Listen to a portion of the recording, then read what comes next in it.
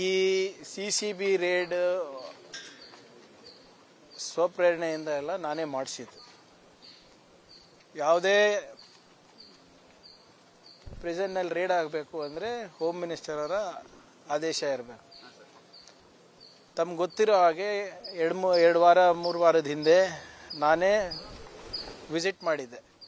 Visit ಮಾಡಿದಾಗ ಅಲ್ಲಿ ಕೆಲವು ಲೋಪಗಳನ್ನು ನಾನು ನೋಡಿದೆ. ಅದನ್ನು ನಮ್ಮ ಹಿರಿಯ ಅಧಿಕಾರಿಗಳ ಜೊತೆ ಚರ್ಚೆ ಮಾಡಾದ್ಮೇಲೆ ನಿನ್ನೆ ನಾನೇ ಮುಖ್ಯಮಂತ್ರಿಗಳ ಪರ್ಮಿಷನ್ ತಗೊಂಡು ಅಲ್ಲಿ ರೇಡ್ ಮಾಡಿಸಿರೋದು. ಸುಮಾರು 100 ಜನ CCBದವರಿಗೆ ಕಳಿಸ್ಕೊಟ್ಟು ಅಲ್ಲಿನ ವ್ಯವಸ್ಥೆ ಬಗ್ಗೆ ತಿಳ್ಕೊಂಡಿರೋದು. ಅದರಲ್ಲಿ ಸಾಕಷ್ಟು ಲೋಪಗಳು ಕಂಡು ಬಂದಿದೆ. We are already taken action also. Video ಬಂದಿದೆ, ಆಡಿಯೋ ಬಂದಿದೆ, ಅವು ಯಾವುದೂ ಇಲ್ಲ. ಇದು ನಮ್ಮ ಜವಾಬ್ದಾರಿಯುತ ಒಂದು ಅಧಿಕಾರಿಗಳ ಒಂದು ಇನ್ಫಾರ್ಮೇಷನ್ ಮೇರೆಗೆ ಮತ್ತು ನನ್ನ ಇನ್ಫಾರ್ಮೇಷನ್ ಮೇರೆಗೆ ನಾವು ಮಾಡಿಸಿರೋದು. ಇಲ್ಲಿ ಇದಕ್ಕೆ ಸಹಕಾರ ಕೊಟ್ಟಂಥ ಎಲ್ಲ ಅಧಿಕಾರಿಗಳಿಗೂ ಈಗಾಗಲೇ ಸಸ್ಪೆನ್ಷನ್ ಮಾಡಬೇಕಂತ ಆದೇಶ ನೀಡಿದ್ದೇನೆ.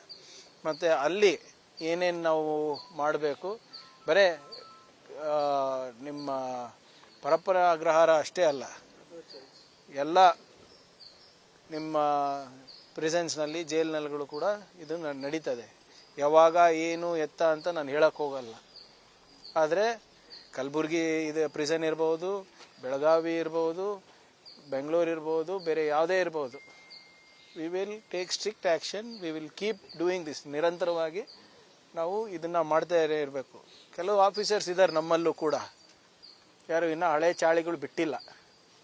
ಎಲ್ಲರಿಗೂ ಐಡೆಂಟಿಫೈ ಮಾಡಿ ಅವರಿಗೆ ಕಾನೂನಾತ್ಮಕವಾಗಿ ಏನು ಕ್ರಮ ತಗೋಬೇಕು ನಾವು ತಗೋತೀವಿ. ನೋಡಿ, ಇರೋದಷ್ಟೇ ನಾವು ಮಾಡ್ಬೋದಲ್ಲ, ನಾವು ಗಲ್ಲಿಗೆ ಏರ್ಸಕ್ಕಾಗ್ತದ? ಹೀನಿಯಸ್ ಕ್ರೈಮ್ ಇದ್ರೆ ಡೆಫಿನೆಟ್ಲಿ ಅವರು ಸರ್ವಿಸ್ ಇಂದ ಡಿಸ್ಮಿಸ್ ಮಾಡಬಹುದು ಅಷ್ಟೇ. ಒಂದ್ ನಿಮಿಷ ಸರ್, ಹೇಳ್ಬಿಡ್ತೀನಿ. ಈಗ ನೋಡಿ ಇವರೇ, ನಾನು ಈ ಖಾತೆ ತಗೊಂಡು ನಮಗೆ ಜವಾಬ್ದಾರಿ ಕೊಟ್ಟು 1.5-2 ತಿಂಗಳಾಗಿದೆ. We are taking action. ಇಷ್ಟು ಬೇಗ ಇಷ್ಟು ಸ್ಟ್ರಿಕ್ಟ್ ಆಗಿ ಮಾಡಿರಲಿಲ್ಲ, ಇಷ್ಟು ವೇಗವಾಗಿ. We are doing. ಆಮೇಲೆ ಆ್ಯಕ್ಷನ್ ತಗೊಳ್ಳೇಬೇಕಲ್ಲ.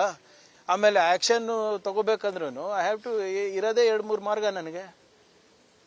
ಈಗ ವೈಯಕ್ತಿಕವಾಗಿ ನಾನು ಏನಾದರೂ ಬೇರೆದು ಮಾಡ್ಲಿಕ್ಕೆ ಆಗ್ತದಾ?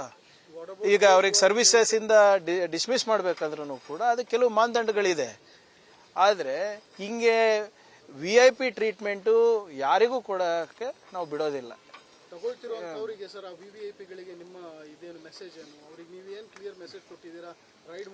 ನೋಡಿ, the raid itself is the message. If you think you can bribe my officials and do what you want, you are mistaken.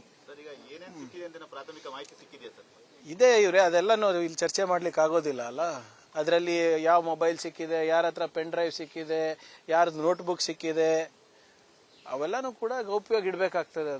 ಅದೆಲ್ಲನೂ ಕೂಡ ನಾವು ಸಮಯ ಬಂದಾಗ ತಿಳಿಸ್ತೀವಿ. ಇನ್ನು ಅದು ಸ್ವಲ್ಪ ಮಾಜರಾನ ಆಗಲಿ ಎಲ್ಲ.